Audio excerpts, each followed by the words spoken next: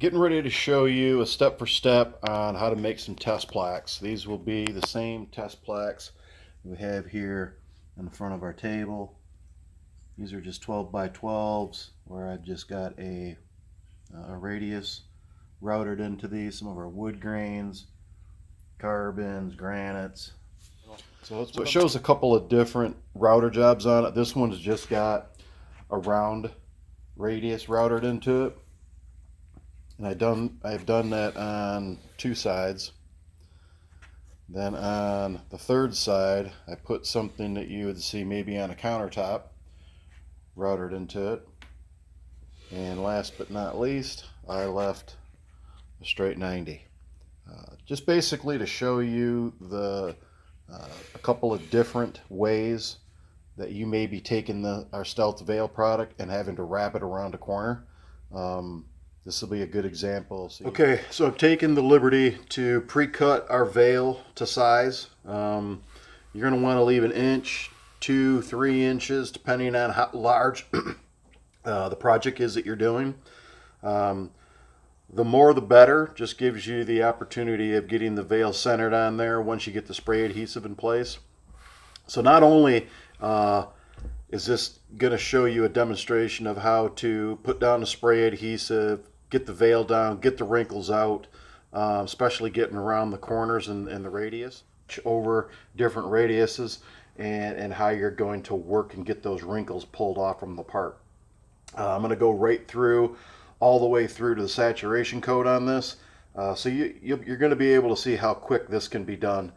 We've also went and took the liberty of putting a coat of paint and primer down. This is just a bare paint and primer, low ammonia. That's really what you're going for with epoxy, so there's no gassing off at a later time. This is cured for 12 hours, and now we're getting ready to put our spray adhesive down. That's going to be your first step, putting your spray adhesive down.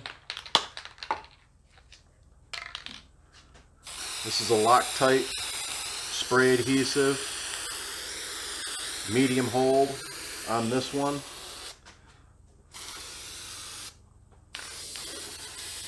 You want to be able to spray up underneath. This will get where your veil is going to end up, the overhang you can get, and get it stuck to the bottom. Just want good coverage. So the veil we pre-cut to size. You want to leave 2 to 3 inches of overhang, just so it makes it easier to get it centered. And obviously, depending on the size of the project, maybe you want a little bit more. So I want that blue on this marble to be up on the part more. I'll pull it more this way. So you're going to want to get it on, get it centered, make sure you have enough room. You're going to pull it tight in all the directions. That basically is getting any of the wrinkles out on the surface. Once you've done that, you're just going to rub it in. And now you're going to start working. So this is a round radius here. When you get to the corners, what you want to do is grab it in that corner and pull it straight down. Pull any of the wrinkles off the part. And you can fold any of that extra veil up underneath. I will come back with the razor blade and I'm going to cut some of it off.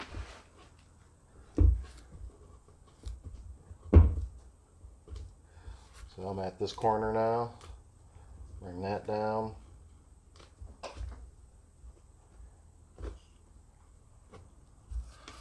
So this is the one that's got that beveled edge in it.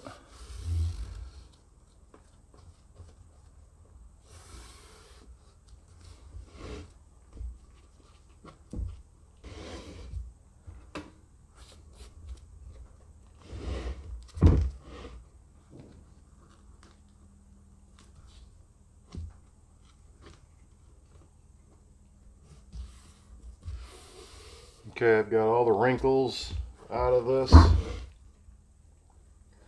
minus that one.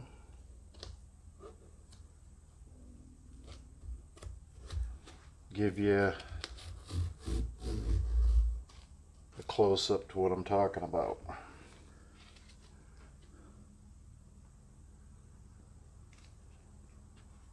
You can see in the corners how I've pulled that veil nice and tight. Now, right now we could go right onto the saturation coat. I've got the veil folded up underneath. I'm just going to trim a little extra off. You don't have to do this. It just makes it a little easier on the grind of not having a ton of material left there. A little quicker. Doesn't take but a second to trim it off.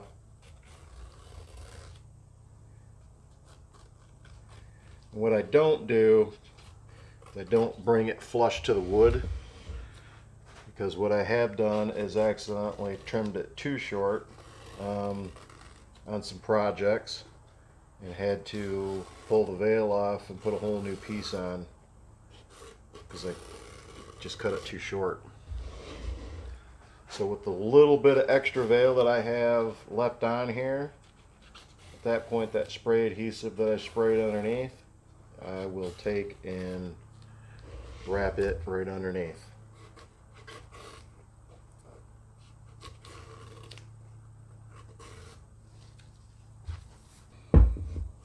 Okay, I've got the resin already pre-mixed here. This is our 1-to-1 stealth coating here, and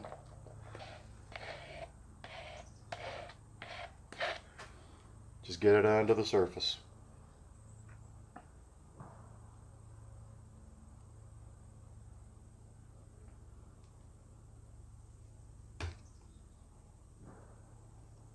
I'll save the rest for my edges if I'm a little light there.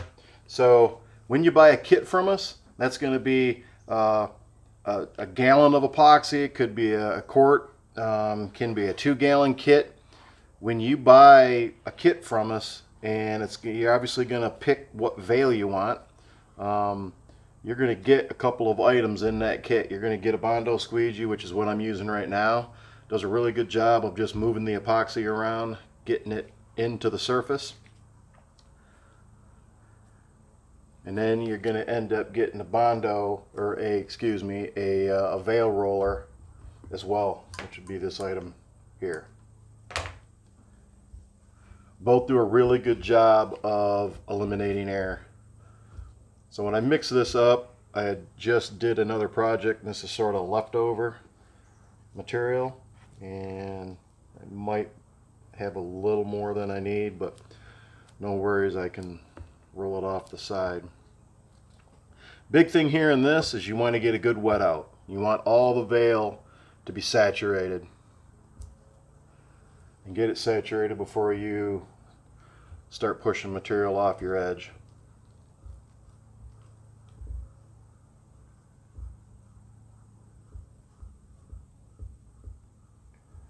You also see when the epoxy gets in and starts saturating, it really brings out the colors.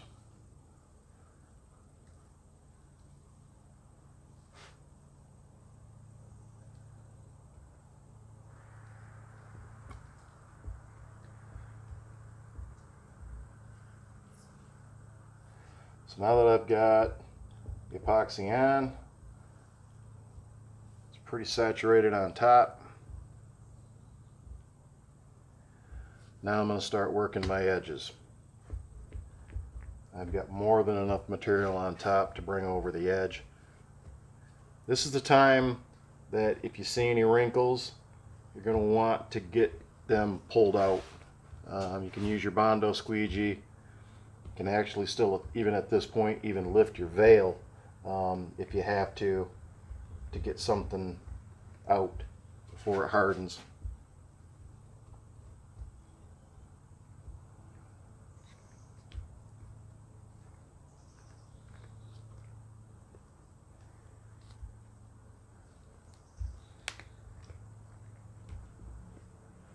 You got about a 45-minute working time with our stealth coating. Obviously that's going to depend on your ambient temperatures.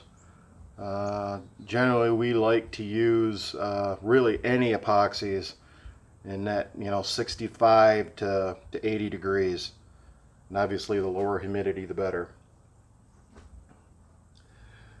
The higher you get in that range, the shorter the gel time. higher humidity, the shorter the gel time. And just the opposite when you get to the other end of the spectrum. You're going to start to see longer gel times when you start getting into, say, 65 degrees and stuff like that, which is not always a bad thing. But you get below that temperature and you can start to inhibit the cure, and you're going to start seeing side effects.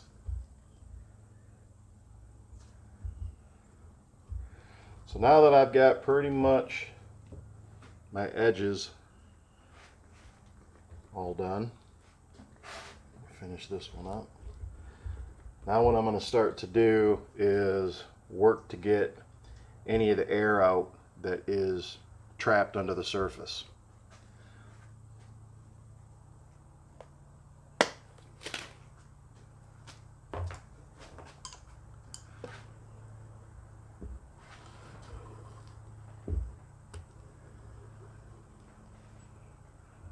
Just work from one side. I always find it to be best to just sort of work any air, and what you're trying to do is push it right off part. And I'm working on top of a paint can to get this off the surface, so it's not the most stable.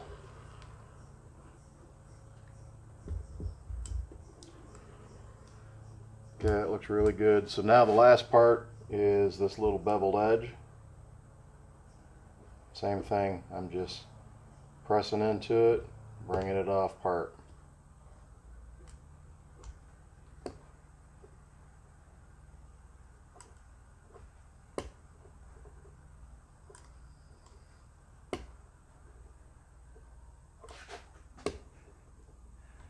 And I'll grab the camera off the tripod as soon as I'm done with this.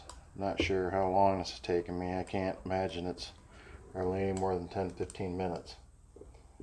Really quick. Get the veil on and hit it with the torch.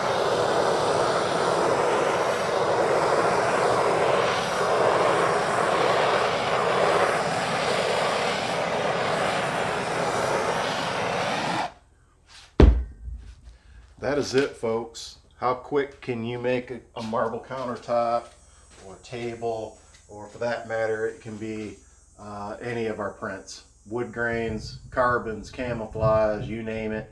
We custom print. Okay, just give me 1 second.